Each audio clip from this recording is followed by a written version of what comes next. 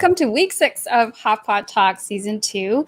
I am Jen Sunshine here with my dear friend and longtime creative partner, David Ng. We are the co-founders and co-artistic directors of Love Intersections, a media arts collective that produces documentary film about QT BIPOCs. We're also members of the Vancouver Artists Labor Union Cooperative, also known as Value Co-op. Before we begin, we want to acknowledge that we are beaming this live from the unceded and ancestral territories of the Musqueam, Squamish, and Tsleil-Waututh First Nations. We want to highlight the work of the land defenders at Fairy Creek. The BC government, despite signing the UN Declaration of Rights of Indigenous People, has continued to authorize the logging of old-growth forests on Indigenous territories on Vancouver Island.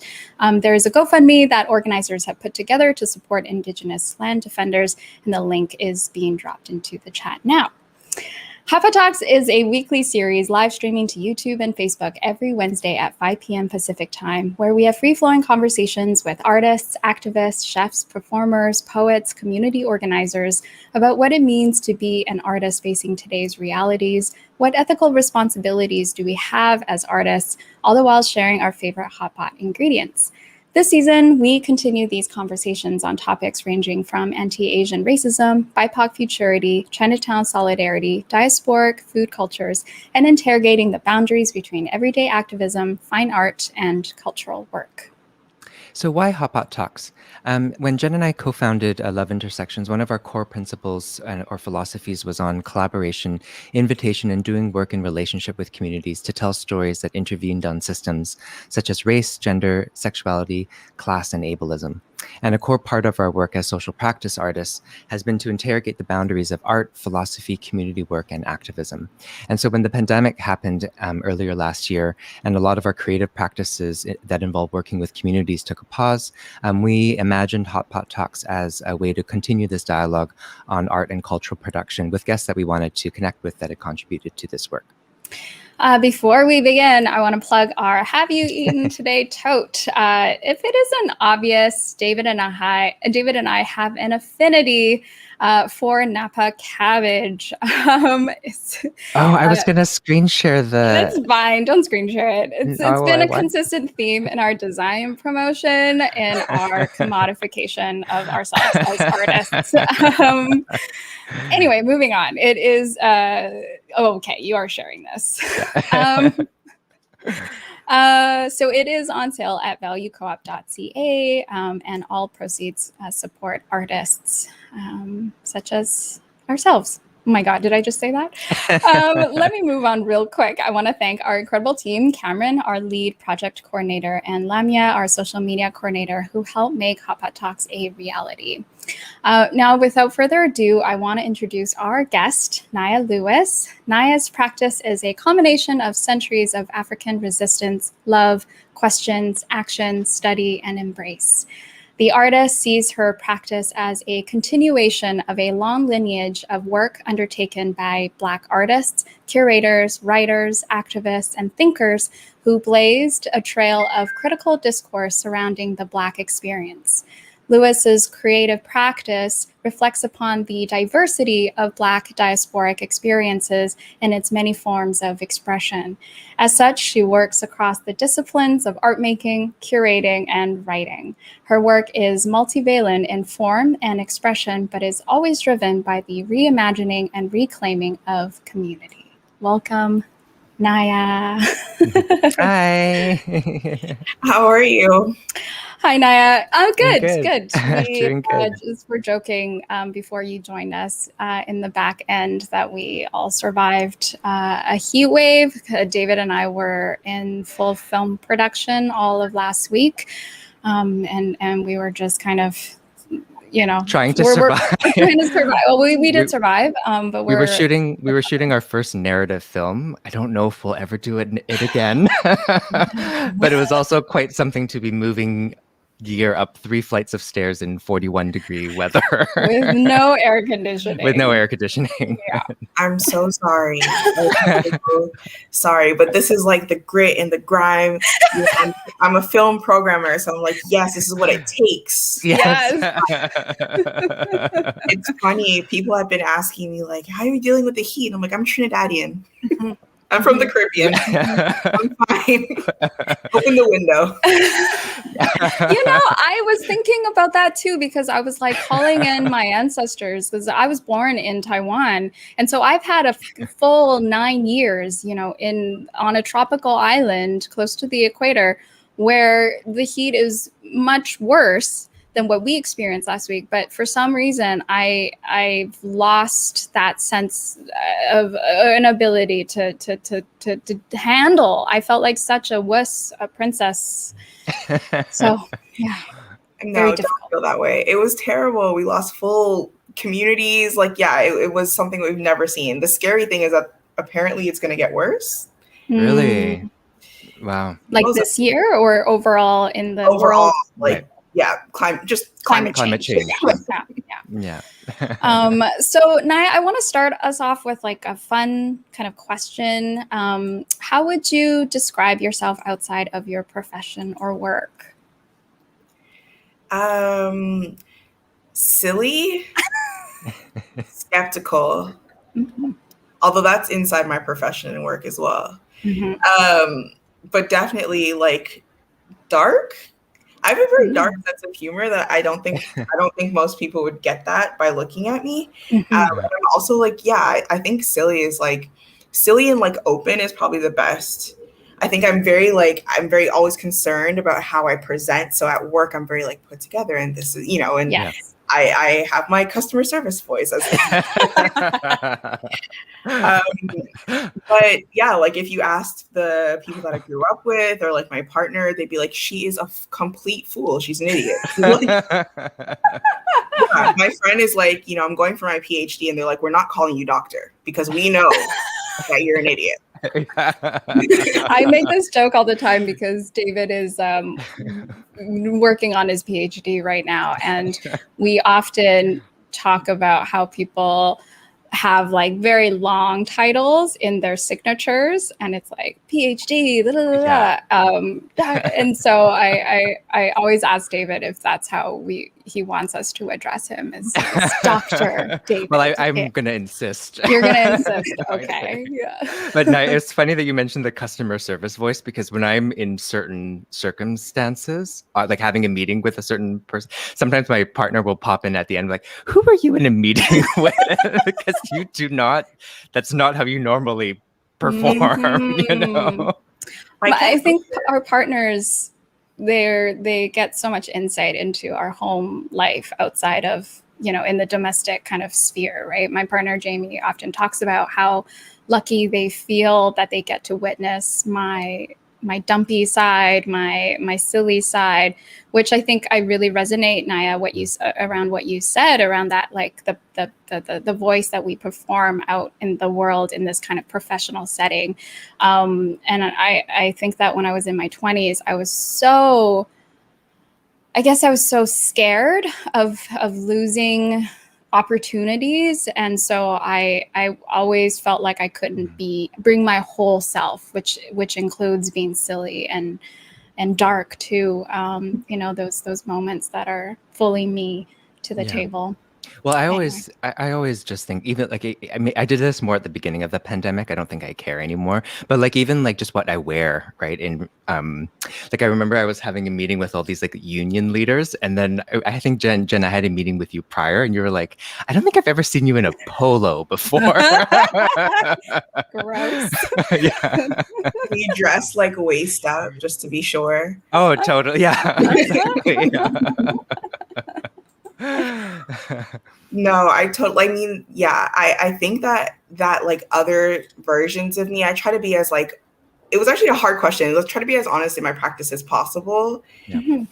So I think if you like pay attention enough to my writing and my work, it isn't as heavy as it looks. It is definitely, there's humanity in there. There's some strings of my all the other facets of me. But I think, to your point, not really so much worried about not getting work, but that like first gen BIPOC thing where you're like, actually, I have to look this put together in in public. Like somewhere my mother is going to come out or my grandmother is going to come out and like slap me because I'm not sitting upright and my I'm not, my intonation is not where it needs, like all of those things I'm very conscious of. So yeah, I think it's almost natural now. Like I'm talking to someone, I'm like, yes, okay, yeah. So in your practice, can you tell us a little bit about what you do and what your practice is? I think that I have been getting the title of artist a lot. I would say that I struggle to call myself an artist, but acknowledging that I'm some sort of curator, hybrid artist person, or take on that label or many hats in that sense. But that as a curator, really to be an intermediary between Black artists or Black cultural producers and the public in Canada, non-Black public, internationally, like all publics, Black people included, and to work around the representing of histories and narratives, specifically when it comes to Black experiences or Black cultural nuance, and to protect Black life. And all of the kind of things that are birthed out of our brilliance and our resourcefulness that we don't think about, like language, like, like mannerisms, like, things that might be considered embodied knowledge. And really just to kind of continue a work that approaches the way that we think about solutions to the isms that affect us through an African lens, in acknowledging that African people are Indigenous, in acknowledging that we are a First Peoples, that we have embodied historical and spiritual knowledge that just isn't recorded and sometimes isn't passed down, and what aesthetic or art can do in replacement of those documents. All of those things, hopefully.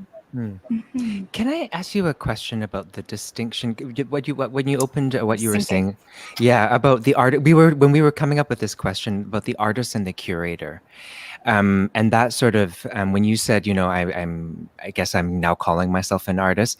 I guess because from my own journey and sort of with Love Intersections, it grew from sort of an activist space, and then we started adopting, or people telling us that we were artists because we were telling these stories or doing this work. And then now sort of we're thinking like, okay, so, going back to our intro when we were talking about sort of interrogating, what are these distinctions, right? Can you tell us a little bit about that for you, artist and curator? Like, what is your own distinction? And what is your take on the difference? Yeah, I mean, it's important, exactly what you just said, that it is personal. It is a distinction that you have to make for yourself. And for me, I did not have a practice as to say that I am not engaged critically in an art practice. I'm not a painter. I'm not a poet. I'm not, I don't sculpt. Like I'm not engaging critically in an art practice. And so if we use that as the general definition of what an artist is, then I would say that I'm more of a curator or a conductor, in the sense that I reference or center the works of other people who do identify as artists, and bringing together and sewing together, weaving together these like stories or exhibits or like works that end up being this like larger body or larger umbrella of works, but under the umbrella, and really the job of the curator as this like caregiver, as this this keeper of culture and knowledge, that your job is to interact with people who do label themselves artists. I would say all that that's for me. But I know that I am that the role of the artist and what that entail is ever expanding, and like absolutely, for the work that I did at the VAG, let's say, where I'm commissioned to do a piece, they have to label me as an artist just because there's no other word for it. but I'm a writer that loves graphic art. What does that mean? I end up doing these installations that are mixtures of like other people's work and my work. And so like they have to label me something. And in those cases, I'm an artist. And in the cases where I'm like diving through archives and creating something new or an exhibit out of the archival work that I found, am I an artist then? I'm not sure. I'm not really making anything, but I absolutely am making something, so it's like it's a very strange, fine line for me, but I tend to side with curator. Something that stood out, or actually a word that stood out, and it was earlier you had talked about protecting Black experiences, and that was immediately the word that jumped out at me when I think about the role of a curator. Like if I were a curator, I have a responsibility to not just to curate, but also in the process of curation, also protect like the sacredness of the thing that I'm curating. And of course the voices that I'm including intentionally. So I think that if I'm personally defining like the role of a curator, it also is like someone who is protecting as well. Yeah, absolutely.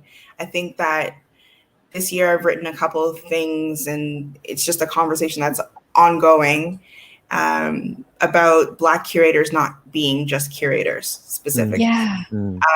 There's an awesome works that was published in Canadian Arts, literally titled "Black Curators Aren't Just Curators," and it's an ongoing discussion that I think is really important. And I assume that this kind of extends to any kind of demographic that's dealing with marginalized community. Like it is that personal responsibility that you have as an intermediary, as someone that's carrying or representing these works to the public, that you are that like kind of buffer in between. And I think we end up being so much more, right? We end up being caregivers, community leaders, artist management. Maybe some of the artists of color have never presented before. I end up writing their bios. Like you just end up doing so much more than you thought you might do, right? So it's a role that I don't take lightly, for sure.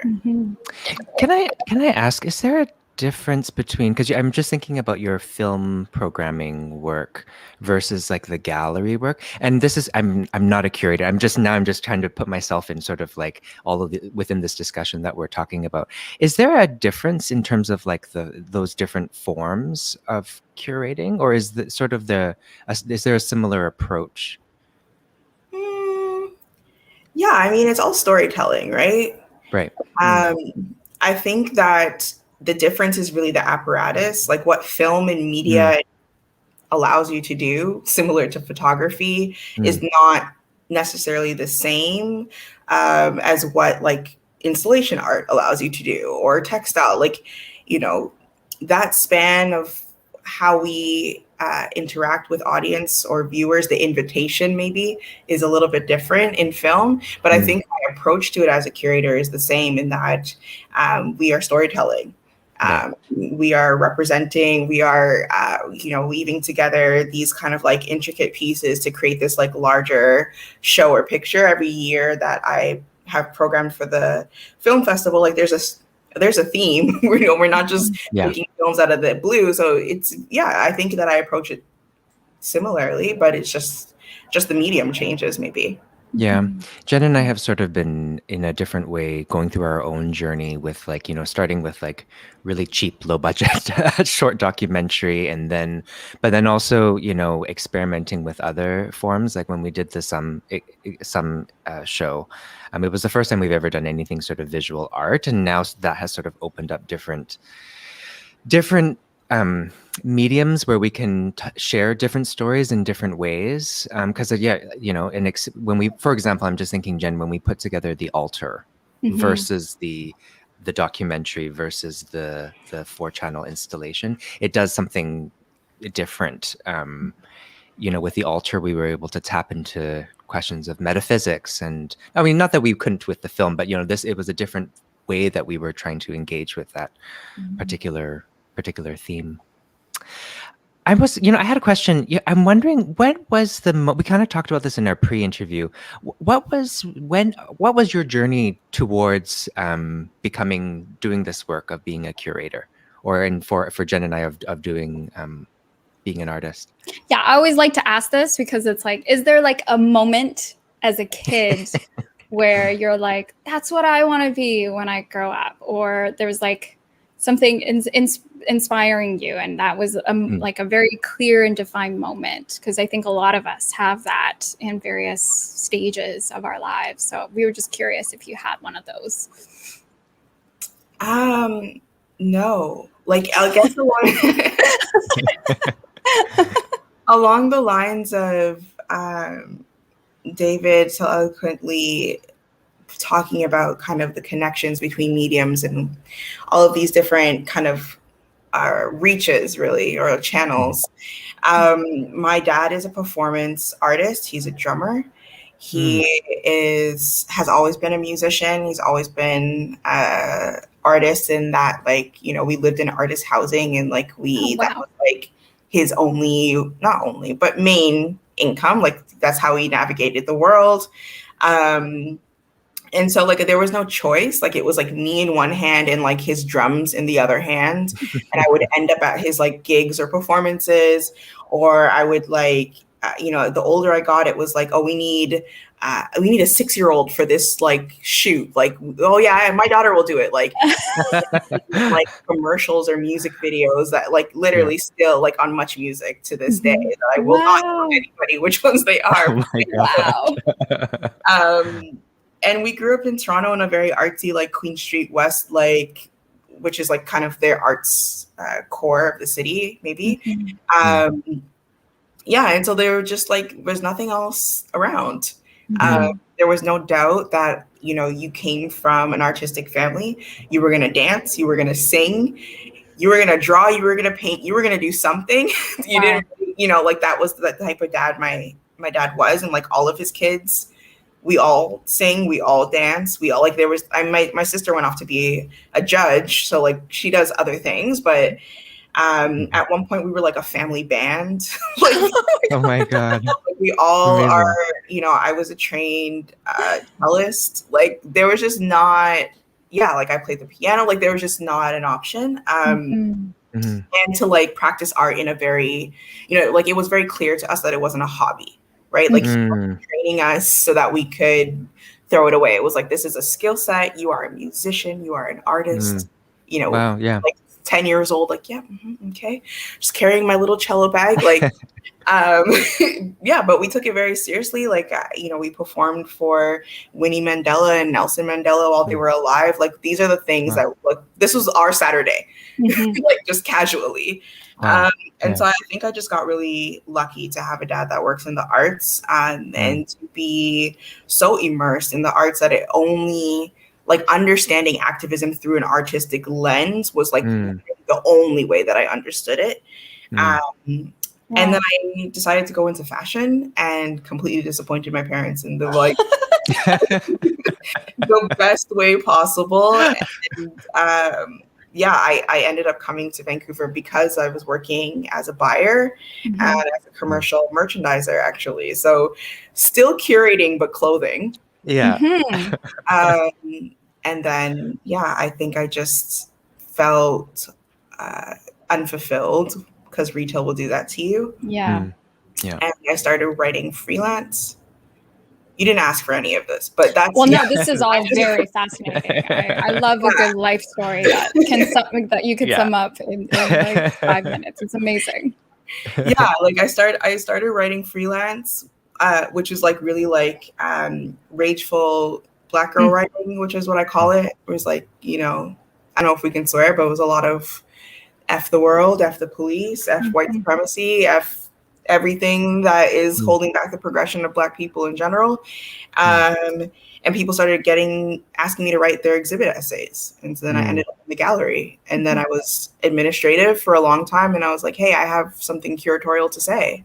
And I got a chance from a Nigerian community member who owned an art space. And I hosted and curated my first show. And then I never looked back. I quit retail. Wow. never looked back. Wow. Amazing. Yeah. One of my favorite things to ask is what people's opinions are of Vancouver. For a while, for a while I worked at UBC, and I worked very closely with international grad students. And my favorite icebreaker, if you will, is just trashing Vancouver in order to give them permission to also lean into the fact that they're feeling weird in Vancouver. And it's one of those. So I wanted to ask you what your opinion is of Vancouver, and feel free to go all out. Go at it. Because I have all these theories about Vancouver versus, let's say, Toronto. But I'll save my theory for afterwards. So this is a setup question. It's not. I have learned to actually turn my Toronto down. As you can see by the way that I'm dressed, I'm not actually doing that well at it. I'm very East Coast. No, but when I got here, it was like almost every other sentence was like, I'm from Toronto, and I'm from Toronto, and I'm from Toronto. So I'm from Toronto. So and it's like not even like the worst type of Toronto. Like I'm from like Scarborough, not worse in a bad way, but like worst in the sense that we love to say that we're from Scarborough. Like it's a very important thing to say. Right. So I think the first thing that I noticed about Vancouver was just the lack of Black presence. And like as soon as I started working, I realized that I was like still in 2020, or I think I moved in 2016, the first Black person that people had met. Oh, wow. The first Black person that had ever been, because I was in a senior management role. So even if they had met another Black person, they had trouble navigating me because I was in a position of leadership, and they had never had like a Black teacher or a Black principal or someone that they had to like listen to. And it's these things where like anti-Blackness shows up in like a very cute little way. Like you're okay with me being like on the bus with you maybe, but you're not okay with me signing your paychecks. And that's and so like for me that was like the biggest thing, and why I probably started angry writing, because there's like almost a sense, my partner and I always talk about it, like in Toronto you might have to step off the corner if someone's coming towards you, but that's not because you're Black. It's because we're the screw face capital, and we're really great. Like we're just angry all the time. Like, it's just like, if we're like the New York of Canada, like it's just a thing, right? Yeah.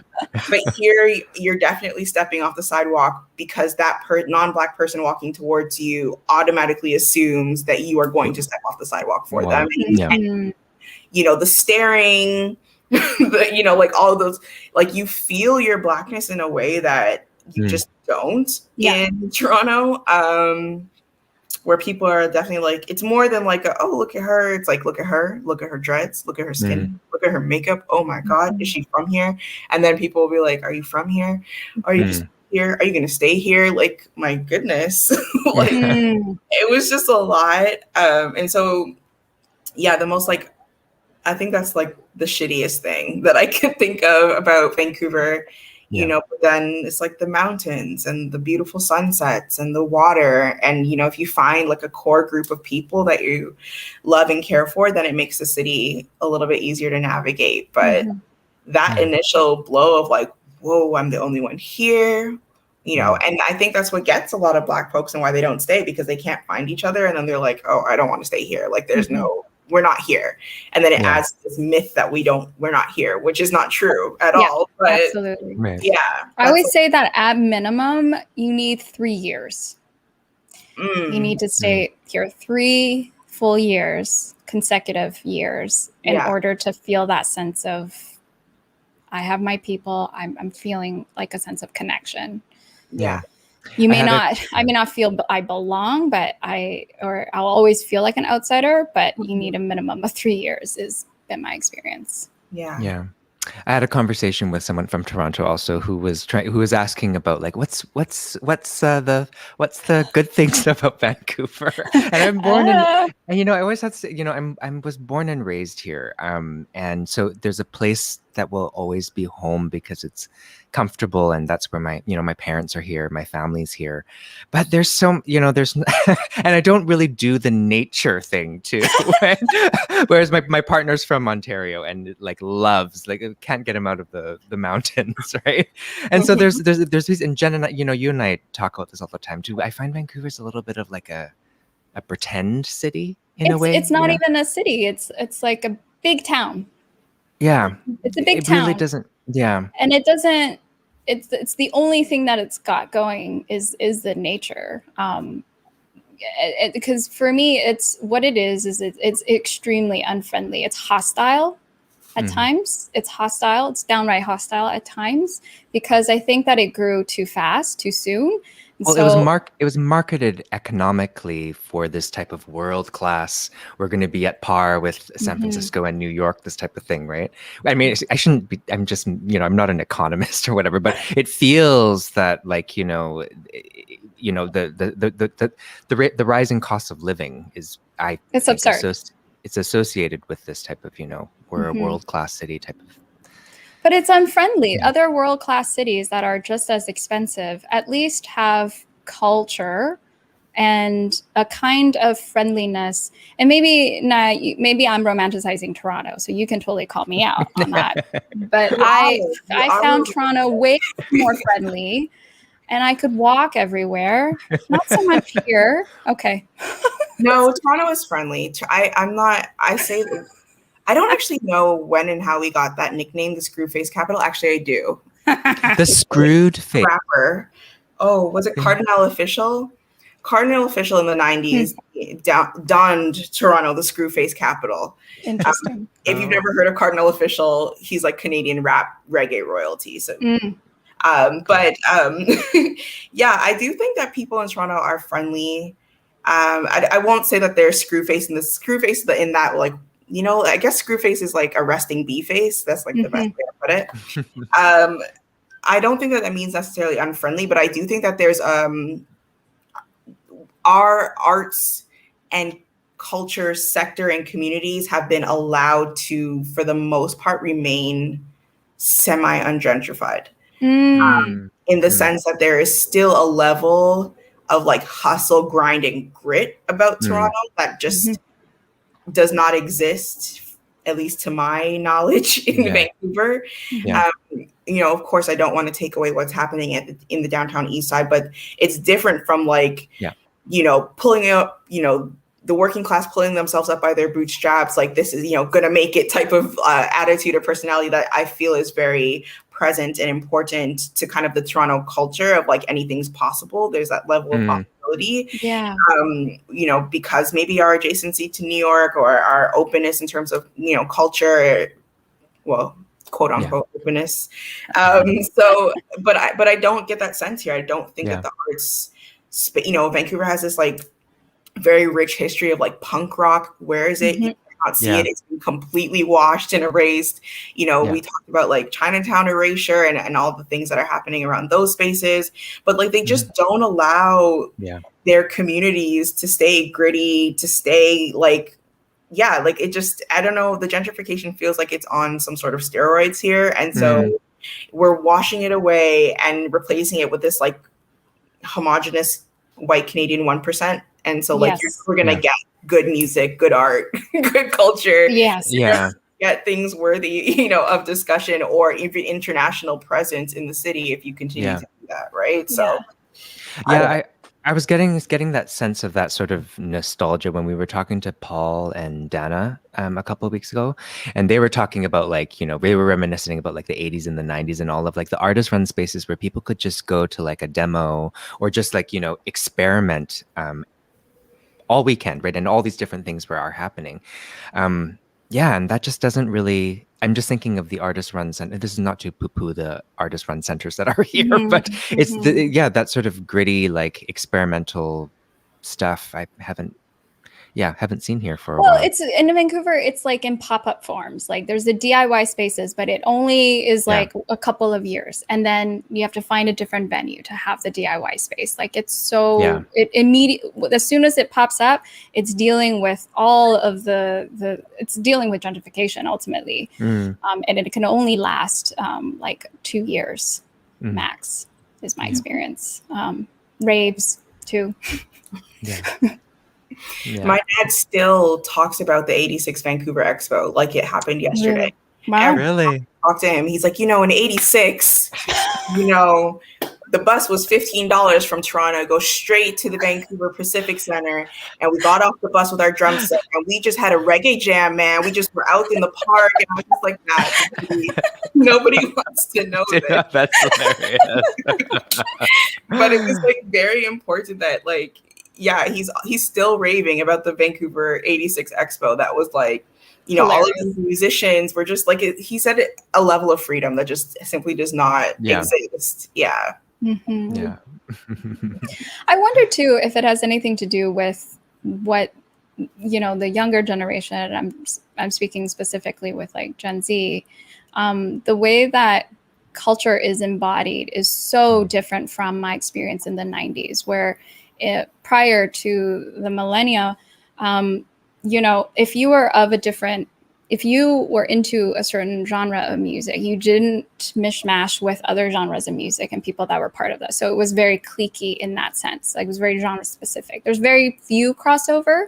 Whereas I think Gen Z now, and like also in the 90s, like if you're an artist and you certainly will be called out of being a sellout.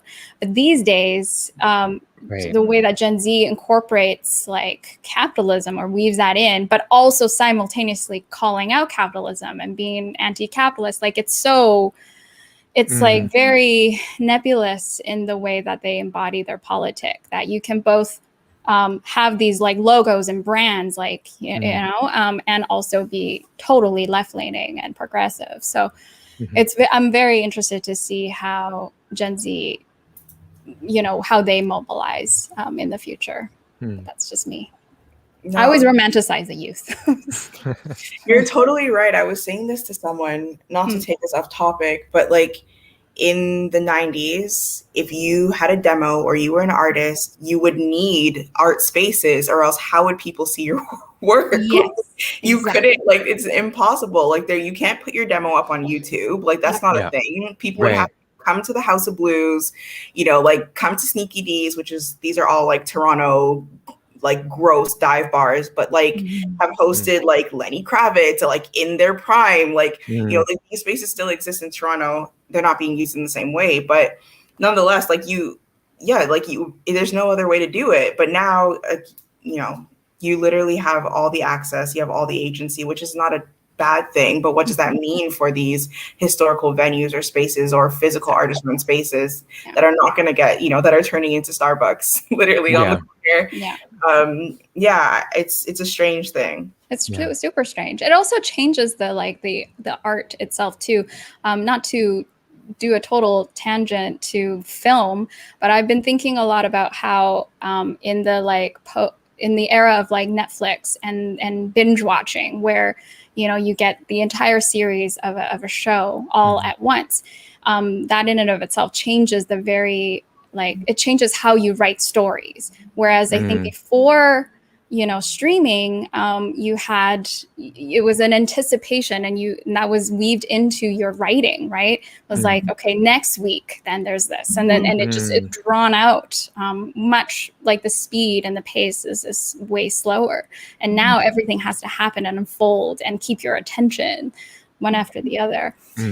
Anyway, I digress. Trying to connect it to film. We could go on and on about It's true. When in our pre-interview, we were also talking about our relationships to Strathcona. Nia, do you want to share some of the work that you're doing? Yeah. So in 2017, I founded Blackberry Gas Town, which actually existed like right off Carroll Street. But we outgrew that space in a certain way, I guess, and decided that it needed to be a kind of art crawl public installation type event. And so we hosted East End Uprising, East End being the kind of term of endearment. I know people call it Hogan's Alley, but from what my understanding is, the Black communities that live there understood Hogan's Alley to be a slur, as in there are many Hogan's Alleys across the world. It's just Hogan's Alley is like another term for red light district in a certain sense. Like it's literally just describing the T of the road, but it was affectionately referred to their own community as East End. As we know, Strathcona was extremely multicultural. But there was a thriving, 800 plus some odd, community of Black people that lived there for a very long time before the viaduct. And so East End Uprising aimed to use these very specific locations. So the chapel and where Via Steak House was, and we literally planted art, I'm saying planted, but we displayed art, including the Porter House and all of these things, displayed art where Black life would have been as a way to reimagine Black future. And it was a really great experience, I think, for the artists that didn't have any understanding or history of that area. It allowed them to kind of dig deeper and think about how Strathcona might have looked, or how we might go about reclaiming some space. But yeah, we haven't done that in person since COVID, unfortunately. But I hope to be able to activate that space again. I think there's something really special about kind of sprinkling Black life and breathing Black presence, kind of like bridging that gap between the communities that existed and the communities that we're waiting for. We have a window. I don't know if that might be something that might be of interest, but we have access to a window if you need it in Chinatown. Value Cop, we have a storefront, a ground level window. So I'll be sure to follow up with you on that. Yeah, no, we took over. So we had a SkyTrain. TransLink was very gracious. We were able to get Pearl Lowe's work at Main Street, Science World. And then we had 5 other locations. Goodness, now it feels like forever ago. But Michelle Kamanzi and Sadie, Alexis, and myself, and we just had we had like a wonderful experience. All the vendors that allowed us to put up art in front of their spaces, in their spaces, on top of their spaces, spray painting their spaces. It was, like we literally took over people's like laneway garages, and we did it in a very accessible way. And I am very proud of it. I think it was the first kind of like time that I have ever activated a space that's so spread out. We literally had to have a Google map for all of the locations. Cool. But I was happy that people were willing to kind of go on that journey with us. It forced them to walk through the spaces in acknowledgement of Black presence, right? Like we weren't just taking you, like they were in order, and you got a little piece of information historically about what Black presence looked like in that area as well. So yeah, it was good. Cool. I'm curious about your PhD, and the reason. So I'm in a research. I guess UBC calls it critical creative. Other terms are research creation, and so where I'm like trying to like, I guess where I'm sitting, I'm writing my prospectus right now, and it's where I'm bumping up against or sort of reading about is sort of how the academy has relegated arts practice as a form of knowledge, or said that arts and culture production is not a legitimate form of like a knowledge inquiry. So I don't know if that's at all what your type of PhD is looking like, but I'm sort of interested in sort of like I'm curious about art in the academy. What's your program looking like? It's very strange. We're starting to see PhDs in art like bloom out of nowhere, because it really wasn't a thing, right? Like one of the people that I follow and really love, Cyrus Marcus Ware, like he has a PhD in art and was able to do his PhD through art practice, which is still a very new and rare thing, because it is so so kind of academic and so practice diverse. So I'm looking at actually Goldsmiths, which is in the UK, and they have a practice and production PhD. And what I'm attempting to look at is building or exploring a Black Canadian artistic aesthetic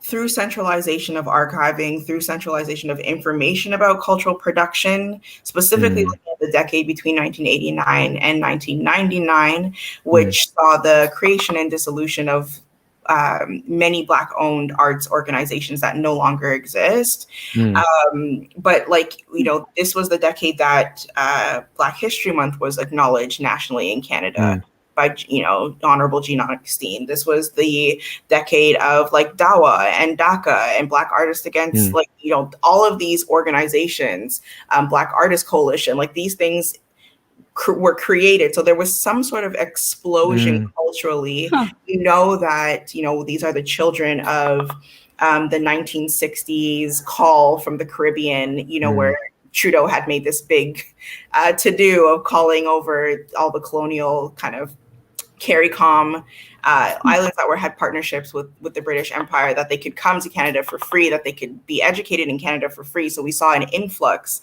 of Caribbean people in Canada, but specifically Toronto. There was something really special happening in arts production and cultural production. So I'm looking at if we ever try to identify Black art, because when we say Black art, we think about Black American art. I think it's just natural.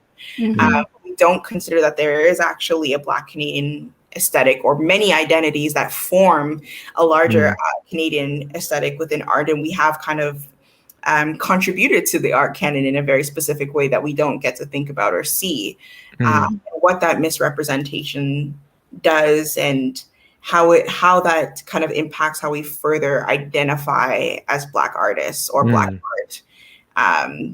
It's a very every time that I feel like this is the road, I'm sure this is what my PhD is about.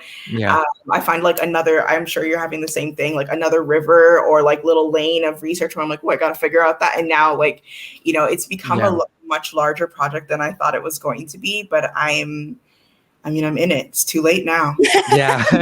Well, where I'm sitting, I guess where I'm sitting at, where in terms of my prospectus is I'm thinking about my methodology, and I'm reading this book by Natalie Lovelace, and she talks about why are we trying to, in research creation, instead of trying to fit the academy, challenging the logics that excluded us in the first place. And of course, with Love Intersections, I'm thinking about it through a racial lens as well. But I'm really lost, to be honest. Oh my God, I hope my supervisor's not watching. But I came into the PhD thinking this is the thing, and now I'm no, actually, the tools that I'm being taught or being given from the institution are actually part of what I want to dismantle. I think that I went into my program with that realization. I actually am doing something really similar already in terms of research. It was research that I had in my spirit already in that sense. And I think that, it's there for me, the only way to kind of view this is a social experiment, right? It is activism work. There's no way to tear that away. I'm talking about being able to identify a specific artistic aesthetic, but only for the sake of being able to identify the communities that create it. That's it. I'm not trying to add to the Canadian art landscape to give them some, that's not it. I'm trying to center the works, the cultural production of Black people, specifically what their contributions are, because those things are key indicators to who we are as people. That's all, right? So it is absolutely dismantling, it is absolutely that work as well, right? Yeah, and it's tough, I'm realizing too, the first PhD of this type was in 1998. It's not that long ago. And so when I look for other examples, there's really not that many. So it's a little bit No, I totally get it. I don't know what I'm doing. Yeah. That's the truth. I don't know Yeah. what I'm doing. I have Instagram and access to mentors that like send me random notes of affirmation during the day and like random resources in my email. I love y'all so much, but I am literally just the culmination of Black women like, don't quit today, all right? Okay, cool. Like, that's all. That's all. I'm still figuring it out as well. Yeah. One of the things that I was very excited to talk to you about was, I think, in the initial invitation, we had a pre-interview with you, and you had said something where you had encouraged us to think about asking questions differently. And I, oh my God, I got so nerdy and excited after that because because I'm a facilitator, and so I'm fascinated by the art of asking questions. But I think as BIPOCs, we also know that the questions we often get asked is a very specific set of questions that pertain to our racialized identities. So I really wanted to ask you about that. Like, can we talk about the art of questions, and like, what sort of questions are you sick and tired of being asked? Or the flip side too. What are the questions that you want to be asked, or the other side of that question as well? I mean, I'm so happy for people to ask me about my MFA work, for people to ask me about my thesis, for people to ask me about my dissertation. Like, those are things that I don't get to talk about. I think that Black art practices, like other Indigenous forms of art, still get categorized as folk or whatever non-fine art is. Like, just don't. Yeah. And so, yeah, they don't engage with the work. They only engage with my Blackness. So I'm always happy to have like really open-ended questions about my practice and about my work and how I'm thinking through things, because truly it's about like providing solutions for global things just through the lens of my experience as a Black person. But that doesn't mean that it's not, impactful or it can't be impactful for other folks. So I'm always happy for those types of questions. Any type of dismantling questions. I'm tired of, or I'm totally over questions about racism. Yeah. I'm really over questions about appropriation. Yeah. There's something about like,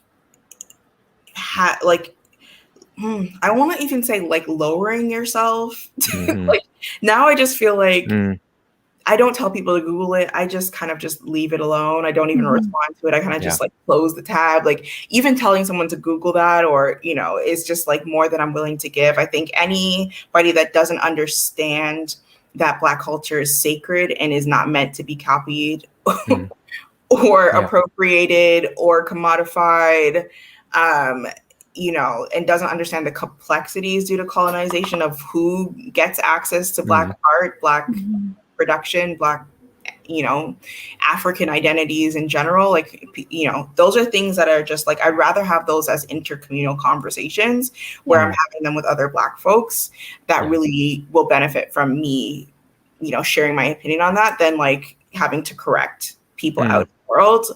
So those are the type of questions that I just don't get. And sometimes it's like simple things like, but what if I say, like, now people are okay, like, okay, we can't say the N-word, although I still get that question. Like, can I say the N-word? And it's just God. You don't have a friend to ask that. Like, this is when I'm gonna like put in like, please respect the MFA after my name. Like, don't ask me that. Like, you can ask anybody that. But, I do get the like, within queer community, like, can we still say yes, queen? Can we use Black colloquialisms? Can we use African American vernacular? Like, no, like, at least not with me. And every Black person is different, and you have to ask that person what they're comfortable with. But those are the type of questions that I'm just like, questions about relationality. How do I, as a non-Black person, relate to you because you are Black? Are the types of questions that I'm just no longer interested in. Yes. Right. It's a type of like, for me, it's a show that you're actually not doing the self-work that you need to.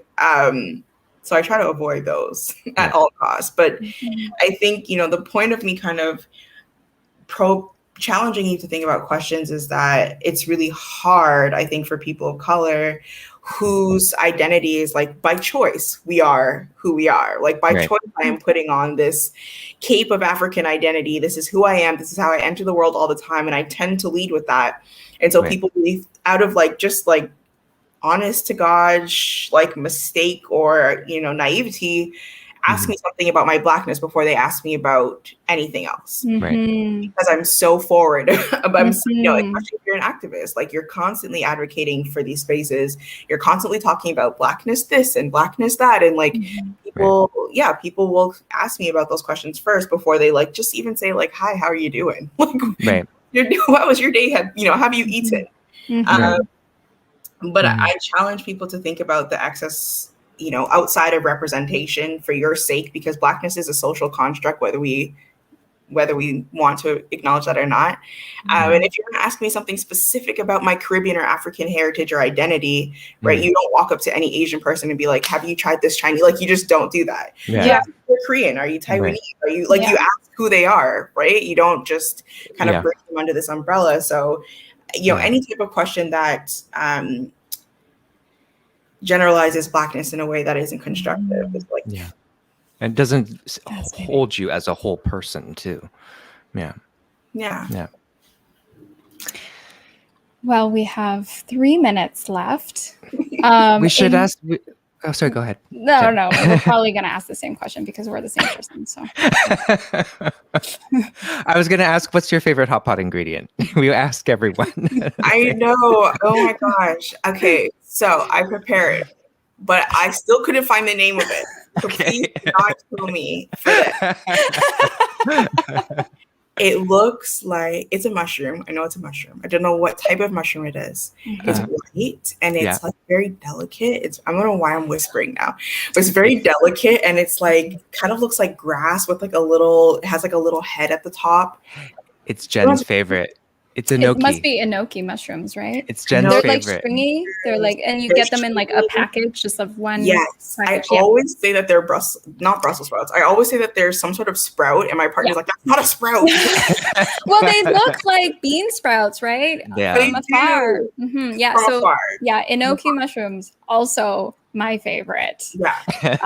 It's amazing. You can put them in salads, you can put them in soups and Hotpot. Like they're delicious. In salad. Yeah. You gotta wash them very carefully though, because you know they get slimy after a while. So right. Cool. Well, Nia, thank you so much Thank you for this wonderful conversation. I wish we had more time, but there were other things that we had wanted to ask you and talk to you about around film, but we never got to that. So gosh, I'm so sorry. I'm so long-winded. No. Season 3 is coming. We had lofty ideas. Maybe like in season 3, we like bring former guests of season 1 and 2 and like have them be in conversation with each other and deepen our relationship with you. So things are happening in the pipeline. Okay. Well, I appreciate that. I appreciate the pre-interview, you know, asked to come back. I'm definitely down. Cool. Great. Thank you. Thank you, Nia. Bye. Okay, let's introduce our next guest, who is, I think it's Diasporic Dynasty, right? It's a Diasporic Dynasty, yes. A Diasporic BIPOC burlesque troupe. We're going to talk to 2 of them. Yeah, we're very excited. Okay, have a wonderful night, everybody. Good night.